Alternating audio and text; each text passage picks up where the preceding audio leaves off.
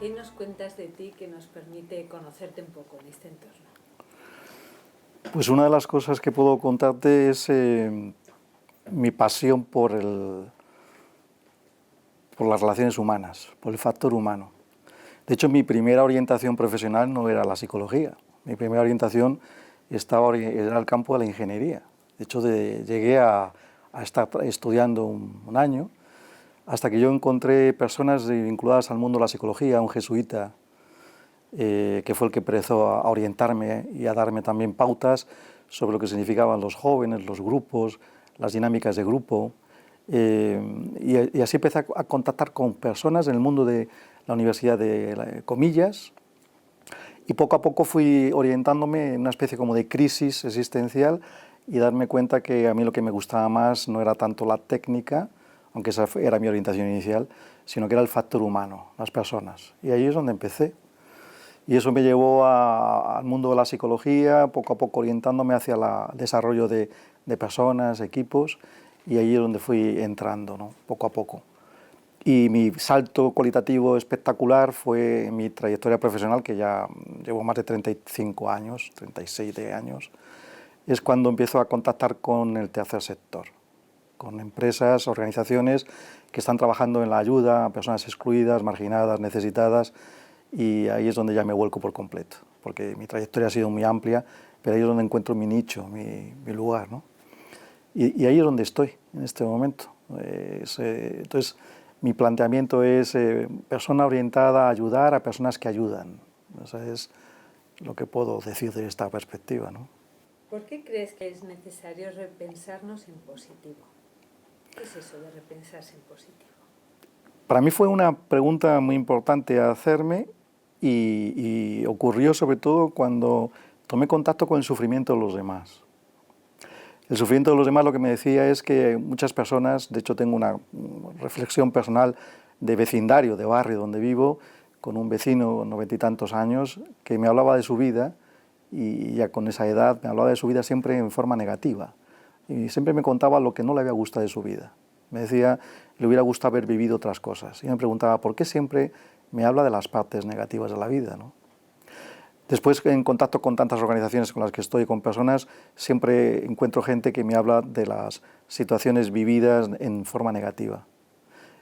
Repensarnos en positivo es darnos cuenta de que lo que hemos vivido ha tenido sentido. Porque a veces pensamos que solamente tiene sentido lo positivo de nuestváclav vidas. Decía Václav Havel, que fue un escritor, un dramaturgo, y además el último presidente de la República Checoslovaca, hablando de la esperanza, el año pasado que estábamos en el año de la esperanza, decía Václav Havel que la esperanza era que tuviéramos la sensación al final de que pase lo que pase en nuestras vidas, lleguemos donde lleguemos, lo que haya ocurrido habrá tenido sentido. Por lo tanto, es pensar que las cosas, sean como sean, su signo en el momento que se viven, vistas en perspectiva, tienen una valoración positiva. Entonces, repensarnos en positivo es hacer una lectura en positivo de todo lo que hemos vivido, haya sido mejor o peor en su momento. Y esa es la parte importante de esa perspectiva, ¿no? Volviendo un poco la mirada hacia atrás, ¿no? En la pandemia se escuchaba mucho eso de reconexión con lo positivo. ¿Qué decían los psicólogos y figuras importantes en nuestro mundo contemporáneo? La pandemia fue durísima, sobre todo para personas que estaban trabajando en el ámbito de lo sociosanitario. Esto todos yo creo que lo recordamos. Y yo tuve la oportunidad de participar en una reunión del Colegio de Psicólogos en la que estábamos especialistas de distintas ramas de la psicología. Yo iba desde el campo de la psicología organizacional, pero había personas de la clínica, de la neurociencia. Y una de las cosas en las que llegamos todos a la conclusión en aquella reunión fue que la pandemia, el confinamiento y pandemia, en ese momento, estábamos todavía en ese momento, lo que nos había ocurrido es por una exposición excesiva a lo negativo, nos había desconectado lo positivo. Por lo tanto, todos coincidían en que la terapia que hacía falta en ese momento era reconectar con lo positivo. Y tiene esto mucho que ver también con el planteamiento de por qué es necesario que nos repensemos en positivo. Y es reconectar con lo positivo de nuestra vida o hacer relectura en positivo de las cosas de nuestra vida. Y esto fue un elemento importante del Colegio de Psicólogos. Por lo tanto, se hizo una apuesta muy grande por recuperar la psicología positiva. todo el planteamiento de Seligman y de los planteamientos de los psicólogos, la psicología positiva. Decía, tenemos que ser personas de esperanza, recuperar lo positivo, releer en positivo las vidas, hacer que no haya una patologización de lo que estamos viviendo, ¿no? Para mí fue muy interesante incluso escuchar a los clínicos que lo más importante entonces no eran las técnicas psicológicas, sino crear vínculos. Y eso para mí fue un auténtico descubrimiento, ¿no? Que un psicólogo clínico que siempre están peleándose por el tipo de terapia, si es de una escuela, si es de otra, y que dijeran que lo importante son los vínculos, el acompañamiento, acompañarnos para releer.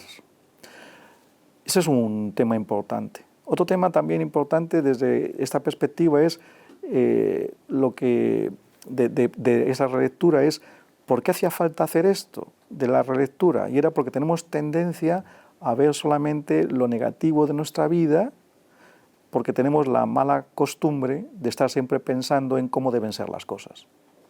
Y cuando las cosas no son como nosotros queremos que sean, pues nos aparecen las frustraciones, las sensaciones de que las cosas no van bien, que todo es una porquería, dicen algunos, se entra en esta sensación de amargura, se amarga uno, amarga a los demás. Y el planteamiento es, por lo tanto, hay que dejar de estar siempre pensando en cómo deben ser las cosas y empezar a ver la vida de otra perspectiva, y es cómo es. Y trabajar desde lo que es. La pandemia es lo que era. Nadie la quiso, nadie la provoca, se entiende. Nunca sabremos las causas, pero se entiende.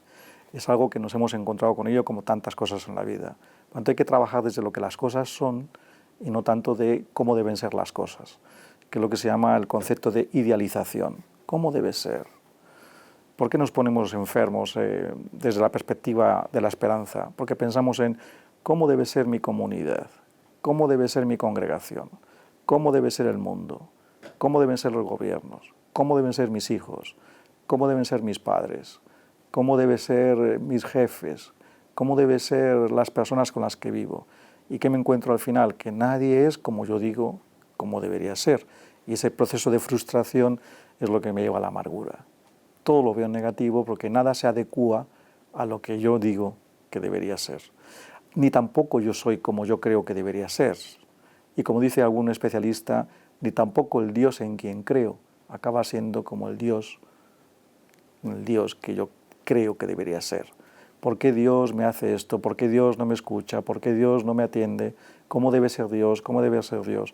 Estamos permanentemente trabajando con el deber ser la idealización. Y eso nos produce emociones negativas, sentimientos negativos, nos desconectamos del presente, no hacemos más que amargarnos la vida y amargar la vida a los demás.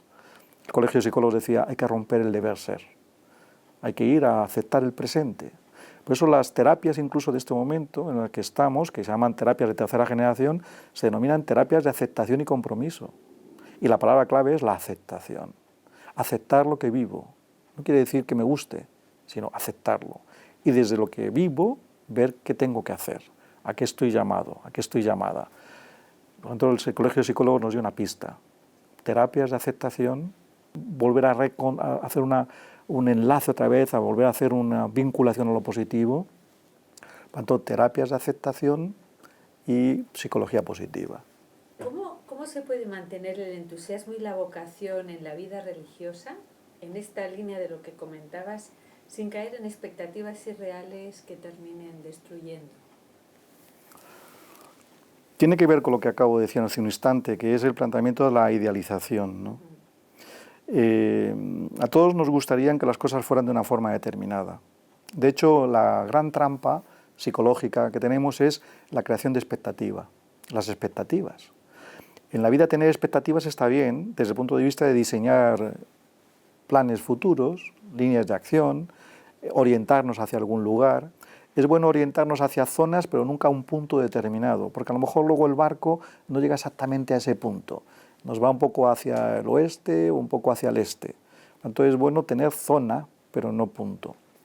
Yo trabajando con consultores en Francia, decían ellos que el problema es expectativa en singular, hazlo en plural, y ellos lo llamaban preferencias. Decían, no hagas expectativas, no trabajes con expectativas, o expectativa quiere decir un único escenario, trabaja con preferencias, con opciones.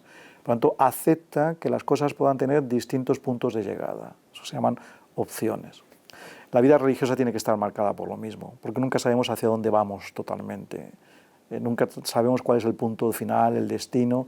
No sabemos tampoco dónde quieren que estemos, dónde quieren que prestemos los servicios, la misión. Tanto es estar abiertos, quiere decir estar abiertos a escenarios distintos, a situaciones distintas. No hay nada peor que la rigidez. Si tuviéramos que poner alguna virtud, algún valor, es la flexibilidad. Sé flexible mentalmente. Acepta escenarios, distintos lugares. No cierres. No hagas un diseño único. Es como estos libros que dice, lo dejas un poco al albur del lector, que el lector pueda cerrarlos y que cada lector lo pueda cerrar de una forma distinta a la historia. Pero no hagas una historia cerrada totalmente. Si yo mi vida religiosa la tengo cerrada y diseñada totalmente, es probable que la frustración sea total. Para poner un ejemplo, desde la perspectiva de las empresas, hoy en día en gestión de recursos humanos ya no se habla nunca de plan de carreras, porque el plan de carreras significaba diseñar la ruta y luego se producía una expectativa falsa que no se cumplía y se generaba frustración. Entonces ya nunca se habla ahora de diseñar ruta, no hay plan de carreras. Lo que hay es solamente opciones, posibilidades, a transcurrir por ellas, a movernos por ellas. Pero nunca es diseñar rutas nada más. Técnicas nos pueden reconectar con lo positivo. Pues hay un montón ahí que se puede plantear. Desde luego, si cogemos todo lo que nos planteaba la psicología positiva, todo el planteamiento de Seligman y otros autores, pero Seligman como el fundador desde esta perspectiva a finales del siglo XX, uno de los planteamientos dice cultivar emociones positivas. Dice cultivar, porque las emociones surgen. Hay cosas que en la vida que nos aparecen, en nuestra vida religiosa, que nos pueden crear impactos positivos, emociones positivas, impactos negativos, pero eso surge solo, viene solo. Pero si tenemos también que hacer una vida de cultivo, hay que cultivar con una orientación consciente. Seligman nos decía, cultiva emociones positivas.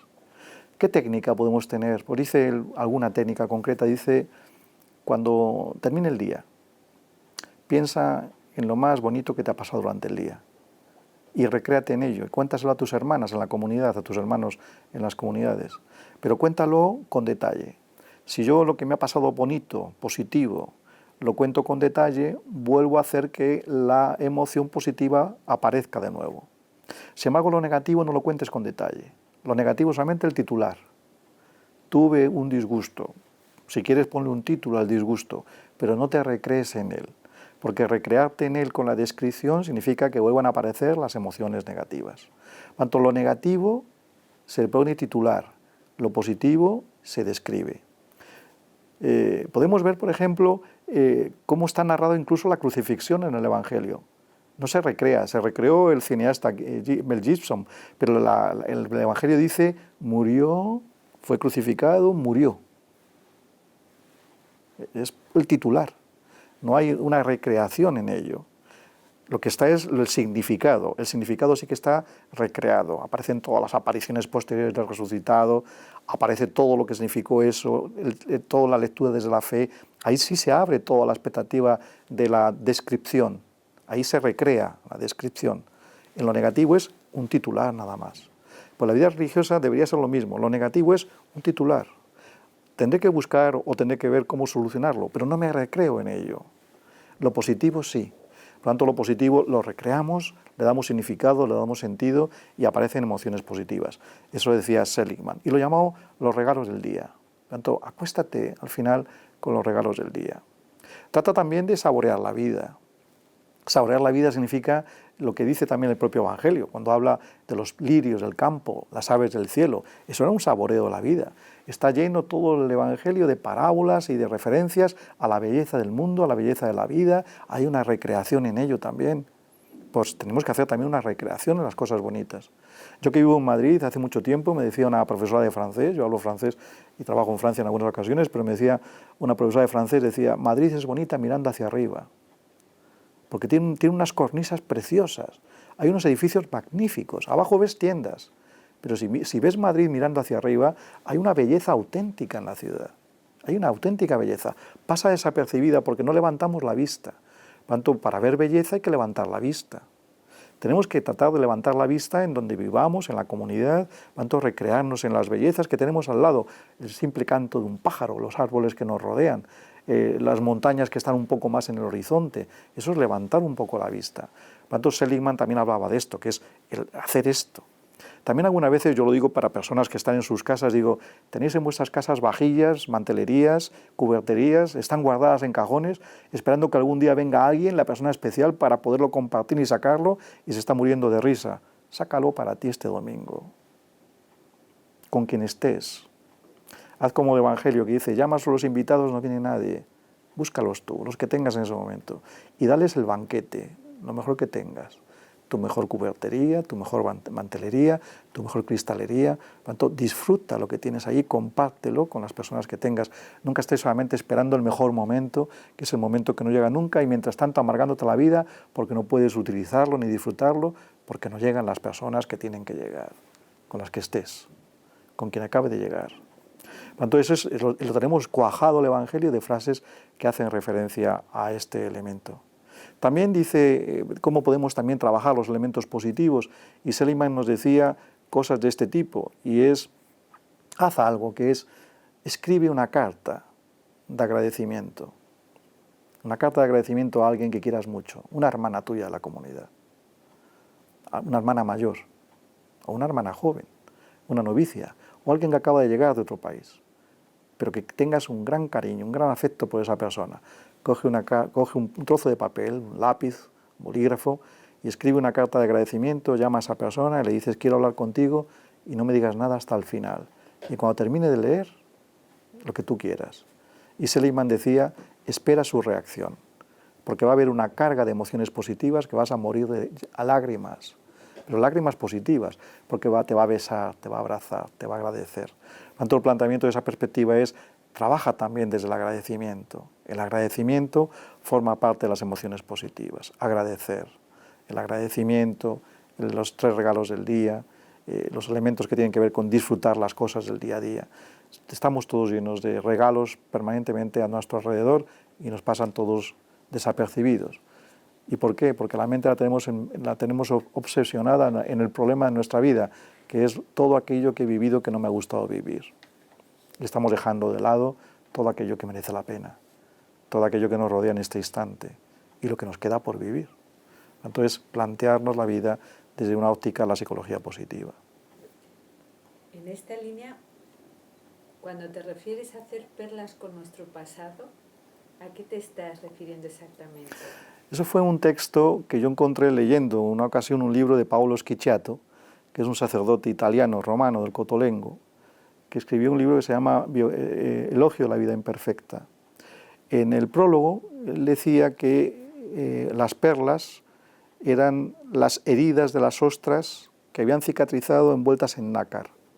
Entonces él contaba en el prólogo que cuando el cuerpo de una ostra es tocado por una impureza, no puede desprenderse de la impureza porque ya le tocó, ya se adhirió al cuerpo, pero sí puede envolverlo en nácar y hacer una perla con ella. Por eso las perlas antiguas, las buenas perlas, todas tenían un puntito negro dentro.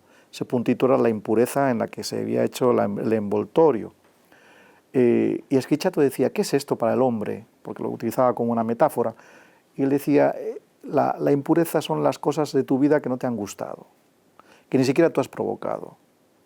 Las cosas que te han herido, las cosas que te han maltratado. No puedes ya quitarlas de tu vida, porque te han pasado. Y por lo tanto dicen, aceptación significa reconocer que algo ocurrió.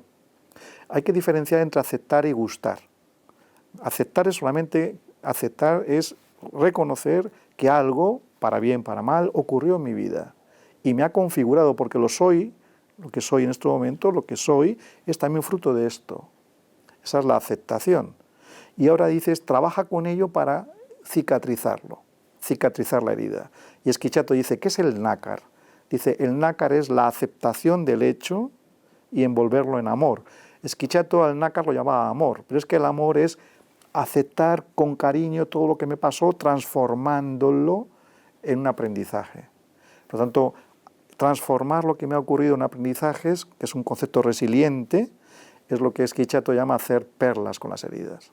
Todo en la vida, lo que nos ha ocurrido, podemos envolverlo en aceptación y en aprendizaje, porque todo nos ha servido para aprender algo. Por eso Seligman, incluso con el tema de la carta que mencionaba hace un instante, él también recomendaba que se podía hacer la carta para alguien con quien tienes problemas. La única diferencia está en que luego no quedes con esa persona para leérsela, sino para ti. ¿Y para qué vale esa carta? Para que hagas la perla. Porque todo el mundo, aunque te esté haciendo algo malo o negativo, te está haciendo aprender. Por lo tanto, yo también puedo aprender de una experiencia negativa.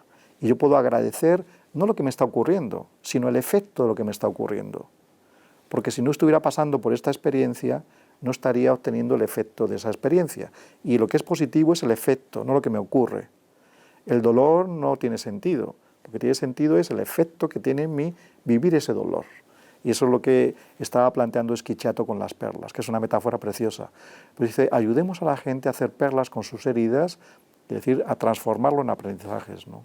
¿Cómo podemos preparar y entregar en la vida consagrada, pues toda la vida, devolverla como un don? ¿Cómo podemos devolver la vida como don? Esto es una cuestión para mí muy sugerente, porque fue fruto de un proceso de acompañamiento a una hermana, de una religiosa mayor, que había pasado por un proceso de salud muy complicado y había tenido puestos de responsabilidad en la congregación, en la comunidad, y se sentía en el final de su vida, en los últimos, todavía está viva, pero quiero decir, se sentía en este momento un poco triste, ya deprimida, estaba dejando las posiciones de actividad, no sabía muy bien ya a qué dedicarse. Y una de las cosas que se me ocurrió hablando con ella en el proceso de acompañamiento es, tu vida es muy larga y está llena de montones de cosas. Has hecho muchas cosas porque te han permitido hacer muchas cosas. En España, fuera de España, has hecho unas grandes contribuciones.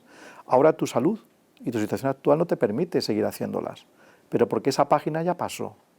Pero tienes una página muy interesante al hacer, y es que esa vida que se te ha regalado, esa energía que tuviste, esa capacidad intelectual que tuviste, con la cual has hecho montones de cosas valiosas, ahora estás en un momento importante en tu vida, en el final de tu vida, que es el de devolver ese regalo a quien te lo dio.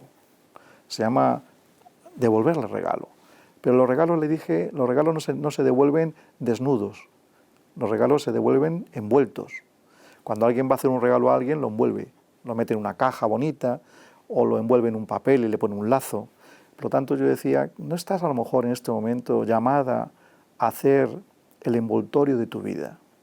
Para que tu vida sea envuelta como un auténtico regalo bello. Lo hiciste crecer, la has hecho crecer la vida. Te dieron unas habilidades, unas cualidades, trabajaste con ellas, obtuviste frutos y los vas a entregar. Pero entrégalos envueltos. Ponle un papel bonito. Por tanto, tus últimos años son el envoltorio.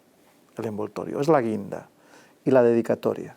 Por tanto, devuélvelo como una dedicatoria de agradecimiento y devuélvelo envuelto en un bonito papel, en una bonita caja, en un bonito cofre, pero la vida devuélvela bien presentada, se llama presentarla. Por tanto, devuélvela presentado. En la vida también es muy importante la estética. Decimos, no solamente es las cosas, el contenido, sino la estética, el cómo se devuelven las cosas, las formas, ¿no? Entonces, yo creo que es interesante, y eso fue un aprendizaje para mí con esta hermana, ver que los últimos años de nuestras vidas son los años del envoltorio. Y es una tarea preciosa, envolver, y esto es lo que me planteé desde esta perspectiva. Lo recibiste y lo devuelves crecido, pero bien envuelto. En relación con repensarse y reconectar con lo positivo, ¿qué pinta? ¿Cuál es el valor del perdón? Este es un elemento importantísimo y es está planteado desde la perspectiva de Schichiato también cuando hizo lo de la perla, ¿no? Hacer perlas con las heridas, cerrar una herida. ¿Cómo se cierra una herida realmente? La herida se cierra cuando somos capaces de quitarle la carga emocional negativa. Cuando alguien tiene una herida, lo que tiene es resentimiento. Dolor, resentimiento, decepción, amargura. Pero esta emoción negativa nos bloquea. De hecho, está activando una parte de nuestro cerebro que no nos deja meditar, ni rezar, ni orar, ni estar tranquilos, porque nos tiene en situación de defensa. Yo cuando estoy agredido Me coloco en situación normalmente también de venganza. Cuando alguien tiene herida, quiere vengarse. De hecho, hay algunos textos preciosos, por ejemplo, sobre el tema de la compasión y la misericordia, y dice, hay una diferencia tremenda entre el concepto de misericordia, compasión, visto desde Dios, tal y como lo plantea la propia Biblia, ¿no? San Lucas, que dicen que es el evangelista de la misericordia, y cuando habla de las bienaventuranzas. El concepto de misericordia de Dios es un concepto donde la misericordia, la compasión para Dios es el que va ante el perdón, está en la misma línea. Perdón va ahí. Se llama la justicia. Dice, la justicia de Dios es la justicia del perdón. La misericordia es perdonar, es reconocer los problemas del otro, sus dificultades para comportarse de una forma concreta, correcta. Sin embargo, en esa forma de entender su debilidad, yo activo el perdón. Esa es mi justicia. Activo el perdón. Esa es la justicia de Dios, dice el texto bíblico. Sin embargo, la justicia humana es la justicia de la venganza. Como me la han hecho, deben pagarla. Claro, este es un concepto distinto. La justicia como venganza, como, dicen algunos, como una forma de resarcirme de la justicia. De hecho, lo que dicen los textos judíos, ¿no? El diente por diente, ojo por ojo, resarcirme. Sin embargo, la justicia de Dios realmente, que es la representada en Jesús de Nazaret, en la encarnación, dice, es la justicia del perdón. Y muere diciendo, perdónalos, porque no saben lo que hacen. Tanto, el perdón tiene ese valor de justicia desde esa perspectiva. El perdón lo que hace es que nos libera, por lo tanto, de las emociones negativas. Nos libera. Dejamos de odiar, dejamos de tener rencor. ¿Y qué es lo que hacemos? Entrar en un proceso de misericordia, de compasión. Saber que el otro lo que está haciendo y lo está haciendo mal, aún así es merecedor también de mi mirada misericordiosa. Ese es el planteamiento desde la perspectiva del perdón. Por eso lo que dicen es que el perdón libera. Es el concepto psicológico. El perdón libera. Nos libera de esas emociones que nos atrapan, nos permiten seguir avanzando.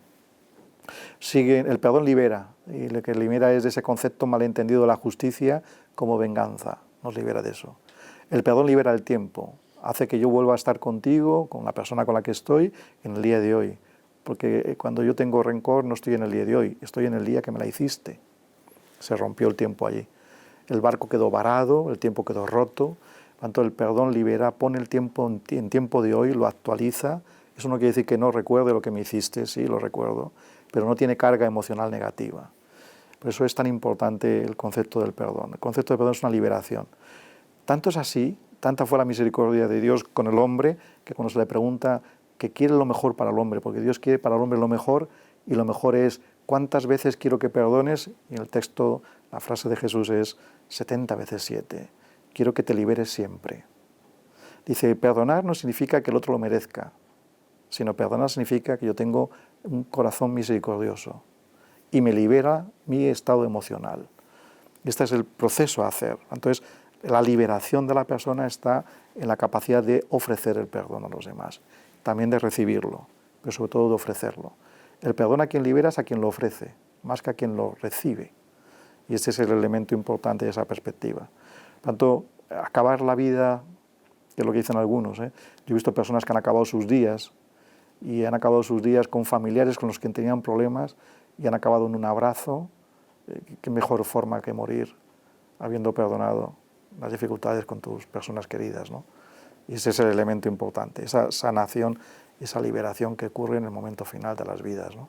Tú siempre hablas de aprender y desaprender. En este caso, ¿qué tendríamos que incorporar, así de forma resumida, muy resumida, y qué tendríamos que desaprender?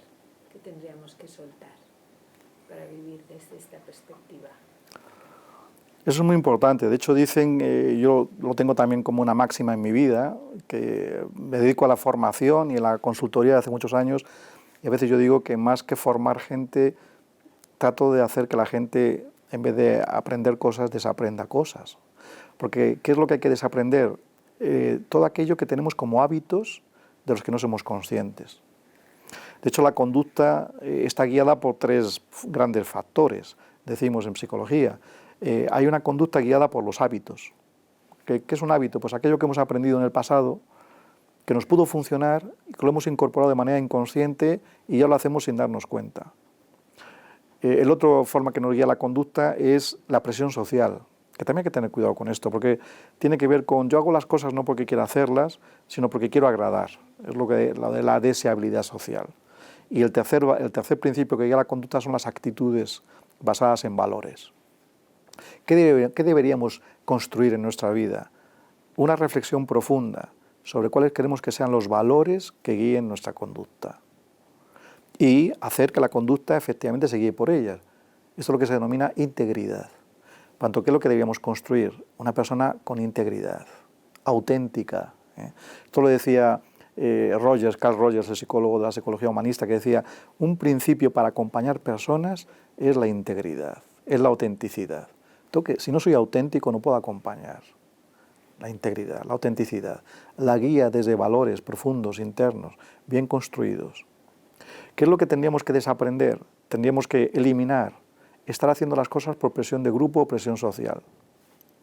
No hacer las cosas porque los demás digan que hay que hacerlas y estoy haciéndolas para no perder, como dicen algunos, sus amistades o sus favores. Esto es lo que se llama la deseabilidad social o la presión de grupo. Tenemos al final unas emociones negativas. ¿Por qué? Porque generamos en nosotros frustración, porque hacemos lo que no queremos hacer. Sin embargo, si estuviera con otra persona haría lo contrario. Por lo tanto, no estoy siendo yo. Estoy haciendo aquello que gusta al otro, pero no me estoy guiando por valores profundos. No estoy siendo íntegro. Y el otro elemento que hay que hacer es pensar en qué es lo que tenemos inconsciente en nuestra vida. Eso es una reflexión que hay que hacer, porque esos hábitos inconscientes, esa mochila que ya tenemos ahí cargada de años y años, haciendo siempre las cosas de la misma manera sin darnos cuenta, es lo que nos está traicionando. Por lo tanto, hay que generar integridad, valores que guíen profundamente la vida, hay que eliminar la presión de grupo, presión social, y hay que eliminar la inconsciencia, la falta de conciencia sobre lo que hacemos. Y esto es una tarea importante también hacer a medida que va pasando el tiempo. Cuanto mayores somos, más hábitos tenemos en la mochila. Cuanto mayores somos, o cuanto más carencia afectiva tenemos, más nos dejamos llevar por la presión de grupo. Por tanto, liberarnos significa trabajar desde actitudes basadas en valores internos profundos. Este sería un proceso también de liberación. Y ya de verdad, por último, cuando dices vivir con anhelo, no con nostalgia, ¿a qué te refieres? Eso para mí es importantísimo, yo lo he contado montones de veces, y es el anhelo, yo digo que está muy bien para los boleros, toda la música esta del bolero que habla, para los poemas, pero el anhelo, desde el punto de vista de la psicología, es un sentimiento negativo, porque es un sentimiento de pérdida. Cuando alguien tiene anhelo, lo que está tratando de hacer es recuperar lo perdido, sin darnos cuenta de algo que es una evidencia, que es que el pasado no vuelve ya nunca. Por lo tanto, lo que pasó, pasó.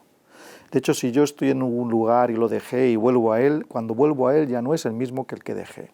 Es imposible recuperar lo anterior en la vida. La vida es un devenir, es lineal, es de un devenir, no tiene bucles. Dice, nuestro planteamiento de la vida es una vida siempre que va hacia adelante, hacia adelante. Podemos tener momentos rituales para recordar cosas, pero ninguna Navidad es igual a ninguna Navidad, ninguna Semana Santa es igual a ninguna Semana Santa. Todo es cíclico, pero es distinto. En todo caso, sería una espiral, va avanzando en espiral, pero nunca pasamos por el mismo punto otra vez. La nostalgia es recuperar el punto, es recuperar el pasado. Ahí viene también el tema de la perla, porque yo, como hay un pasado que no me gusta, lo que quiero es volver al pasado para tratar de eliminarlo. No puedes eliminarlo. La aceptación significa, te pasó y es tu vida ya. Ámalo. Y ámalo porque es tu vida. Entonces, el anhelo es justo lo contrario, mirar al futuro. La nostalgia mira al pasado con sentimiento de pérdida. El anhelo mira al futuro diciendo, hasta el último día, hasta el último suspiro, hay proyecto de vida. Por tanto, el planteamiento es, habrá proyecto de vida siempre. Proyecto de vida no significa una gran cosa. Proyecto de vida significa saber que cada día es un regalo en el que tengo que estar trabajando para llegar hasta el final con energía y con fuerza, como pueda, hasta incluso sonriendo a los demás. Yo la experiencia que tengo más bonita fue en una residencia de personas con discapacidad física severa.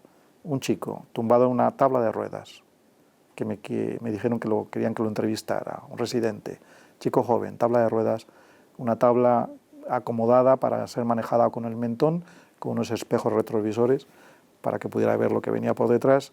Yo cuando me acercaba a él no sabía qué le iba a decir, me puse hasta nervioso, hasta estuve a punto, pensaba, de decirle al director que me llevaba hasta allí, quiero ver a otra persona, no sé qué le voy a decir a esta persona, me voy a sentir violento, pero no me hizo falta, porque según me acercaba a él, me vio por el espejo retrovisor, ese chico, levantó los ojos hacia mí y me sonrió. Eso es proyecto de vida. Regalar la sonrisa, todavía, aun estando tumbado en una silla de ruedas. En este caso, en una tabla de ruedas. Por tanto, soy una hermana enferma, estoy en cama, aún sonrío, aún doy vida, aún estoy haciendo cosas por los demás. Por tanto, el planteamiento es, mi sonrisa sigue siendo el testimonio, el regalo, de que dentro hay una persona pacificada. Por eso el planteamiento es, anhelemos siempre el futuro que está por delante y nunca estemos tratando de recuperar un pasado que ya nunca vendrá. Eso para mí han sido siempre experiencias vitales. Muchísimas gracias. Muchísimas gracias también a vosotros. Gracias.